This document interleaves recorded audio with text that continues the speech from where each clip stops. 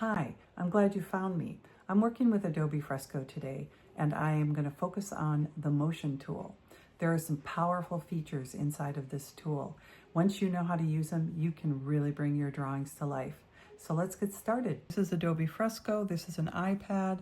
This is my Apple Pencil. We've gone over all of these tools, which you can find in a playlist on my channel. And today we're going to focus down here on the motion tool. When you tap on this button, the motion button, it will open a motion dialog box here. So you need to know what layer you're on when you start working with this motion tool. And right now I happen to be on this gear with the aqua, it's the aqua gear with the blue center. And I just want this gear to move in place in a spin, in a rotation. And so let me show you how you do that. I would start by tapping on my motion tool, then I would click on path, and I don't actually want to set a path for this, but when I click on that, I get this other box popping open, which is effects, and this whole dialog box opens on the side. And very simply, I am going to choose rotate from the menu, and then it has a drop down below it, and you can either have it sway, which is a weird thing for rotate, or you can have it spin, which makes a lot more sense to me. And that was amazing how quickly that works. It's just, I didn't do anything except tell it to spin. Now I can adjust how fast it goes. It's kind of hard to tell on a gear. I guess you can tell on the center it's going faster. I increase the number of times that it spins to 7, and that what that does, I believe, is affects how many rotations there are within the frames that you set for the video. You can have it spin the other way. You can go counterclockwise, and now it's going to go the other way. We'll just go ahead and leave it on clockwise. And then that takes care of what you can do with spin. You can also do other things. You can have it fade in or fade out. I'm not going to do that, but all you do to get it to fade in and out is to press this fade in out button. When you do a path, which I'll show you later on, there's an align to button path. And a lot of these other things apply when you're doing motion across the screen with a path. But for this one, we're just doing motion in place. And so let's move on to the next gear, which I want to do the one with the black on the outside, and that's right there. And I'm going to do the exact same thing. I've already got my motion open. If it wasn't open, I would just tap there. And I'm going to hit path, effects open up, and I'm going to go over here to rotate. And again, I'll do the drop down for spin. Now we have that one spinning. And so let's hit pause, and now let's hit play all. And we can see they're both spinning, but it doesn't make sense because they're both spinning the same way, and that's not how gears work. So let's go back to, we're on the black gear here. Let's go and ask that to spin in a counterclockwise fashion. And I'm gonna zoom in here so you can see when I hit play all, it looks like it makes sense now. And so that is how you can use a really, really simple tool to make your drawing totally come alive. So I'm going to hit pause on that, shrink back down here a little bit. Now let's go to this gear, and let's make that gear spin as well. So I am going to hit the path. I'm on that layer. I'm going to hit the path. I'm going to hit rotate, choose spin. Now it's also spinning. And I hit pause there so it would stop. Now I'm going to hit play all, and they're all going to start. Okay, they all start. But of course it's a little odd because this gear is all by itself. And I want these gears to power that gear.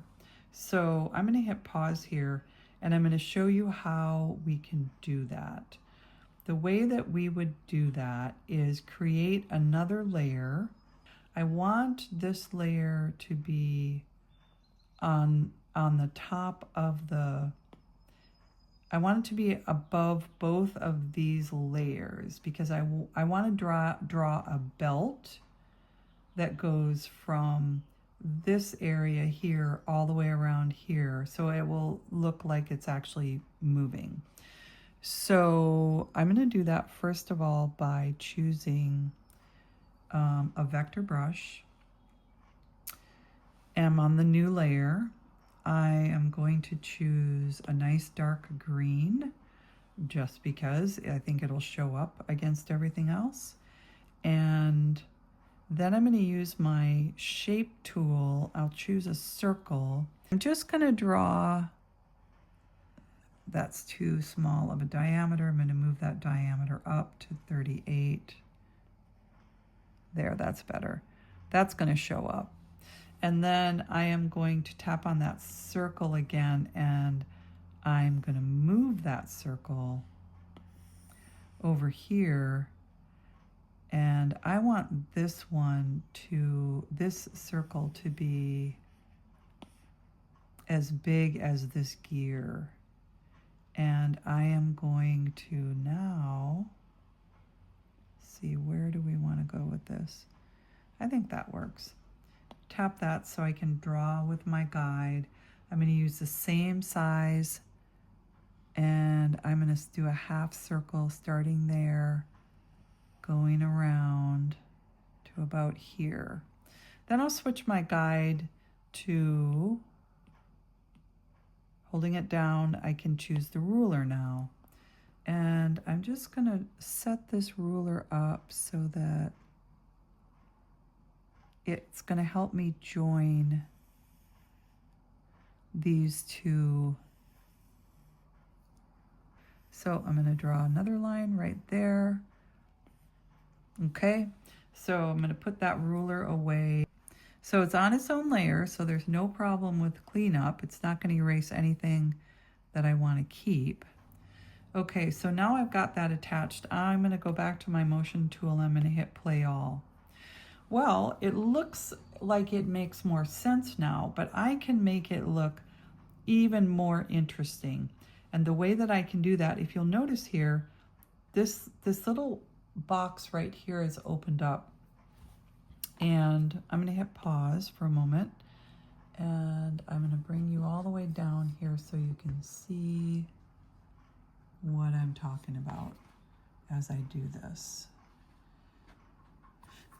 So it has a little version of this green belt that I just drew. Now what I can do on this green belt is I can copy it. What I want to do is I want to create a reflection that moves all the way around this belt. And I think it's going to take me probably 10 or 12. So let's see what we can do if we do 10. So I'm going to copy this. I just press down on it, and it says copy frame. So we had one frame, now we've got two. So here I'm going to copy the frame and paste the frame.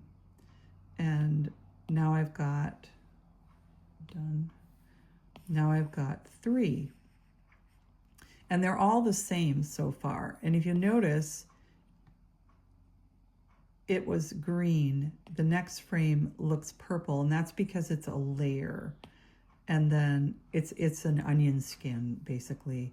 3, and then I'm going to hit copy frame and paste frame, copy frame, paste frame, done. Let's see if I just hit paste frame. Yep, it kept it on the clipboard. Done. I'm up to 6. 10 frames of the same thing. Now we can make each of these frames different. So let's start here. I'm going to choose a white marker, and I'm going to make it fairly thin. We'll just go 14.5 because I want it to be, I don't want it to be as fat as the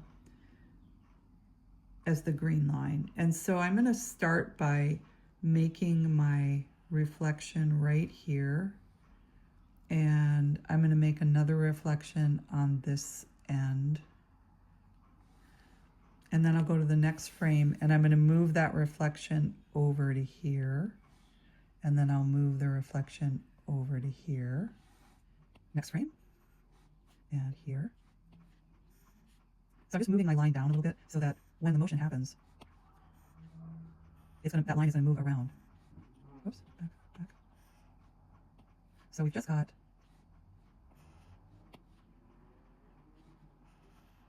to number 10.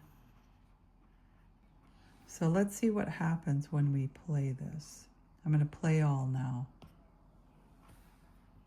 And you see the reflection is moving around. Now it really looks like that belt is moving. So let's say that it's raining on top of these gears. So I'm going to go ahead and I'm going to add a layer above the gears right here. And I am going to draw some aqua raindrops. And I'm actually just going to draw one raindrop here in the corner.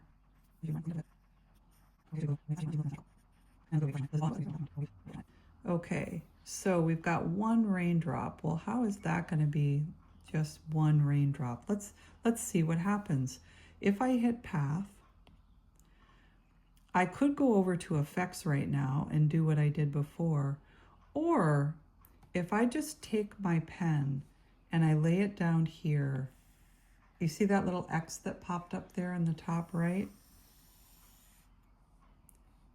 That is a path I just drew for that raindrop. And so I'm going to play all, and you'll see the raindrop going across the screen. Okay, so now we're going to, I'm not going to choose grow or shrink. I want it to stay the same size. I don't want it to rotate or fade in and out. Right now I'm okay with it not aligning to path. Let's add multiples. Let's see what happens. See, this is going from 1. Let's go up to 6. And then let's see what happens. Play all. So it is sending 6 raindrops, and it's repeating, of course, so it won't stop at 6. It just keeps going. But it's sending 6 raindrops all on the same path. So what happens if I adjust that path and I scatter them? Right below it, there's add multiples, and then there's the word scatter. So let's scatter it. So now, all of a sudden, they're not all in a row. They're a little bit separate. They're still coming at a pretty regular flow. So let's see if I can adjust that. And I can do that by randomizing them. Let's see what happens next. And so we should see a gap here and there, and we should see 2 coming closer together here and there. So they're now spread out and they're randomized. Well, I want even more than that, but I want them all over the screen. So what I'm going to do is, rather than just working with that one path, I'm just going to tap here and draw another path. And it's automatically going to do the same thing that the other path is doing. It's taking all of those characteristics that I gave the first path are now happening to the second path, because this is all on one layer. And I'll do another one here, and we could do one more there. So I wonder if I go back to effects and let's go back up, add multiples. Let's add even more. Now it really is looking like it's raining on top of those gears. And so I think that pretty much concludes what I'm going to teach you today on the motion tool. That was a lot to learn, and I suggest you just create a lopsided circle on your own screen, and then just start playing with it and seeing what you can do with different types of effects and pathways.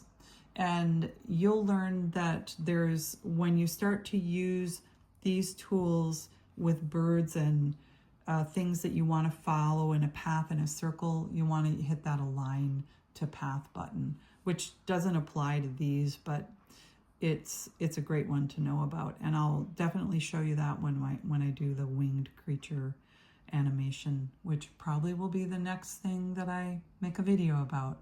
I want to thank everybody for coming by today and watching my gears in the rain and learning about the motion tool. If you enjoyed this, please like and subscribe, and I hope I see you on the next one.